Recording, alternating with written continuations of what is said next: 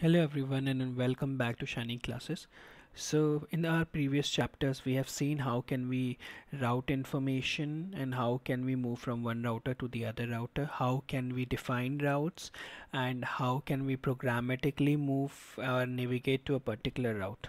So now in this chapter we'll be studying how can we pass parameter to a particular route. So let's see that in action. First we need to move to a code, and you can see that I have already defined a component as single user component here. Here we only have two paragraph where one says user with id underscore id loaded and username is underscore name.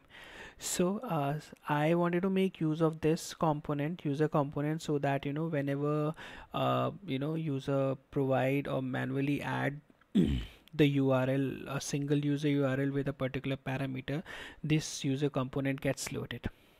As now we can see that we have defined our users, and here it is. So we have three users currently, 1 2 and 3, and these contain an ID, different ID. Name is Yash, Amit and Raghav.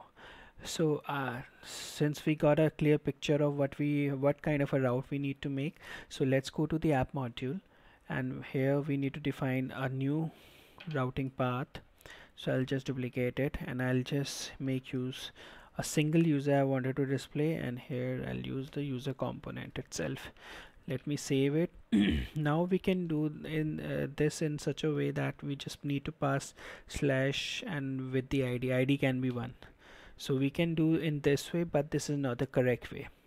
So routing, if you are talking about routing, you need to manage your route dynamically. So we need to find a way where we can pass the ID information dynamically, and we can, in the later stage, we can make use of this active route.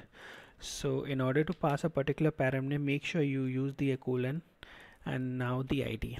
So here we are telling the route path that here we are navigating to user slash, and we are passing a particular parameter colon ID.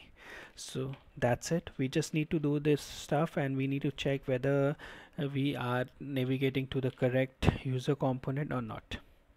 So let's saved, and now let's move to the web page. Here I would like to say user slash 1. So it should navigate to my user component here. So it's working fine.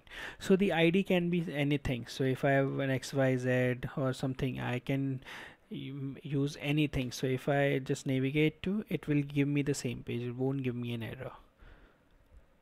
So here it is. So in the next lecture we will be seeing how can we retrieve information from the particular route or from the active route.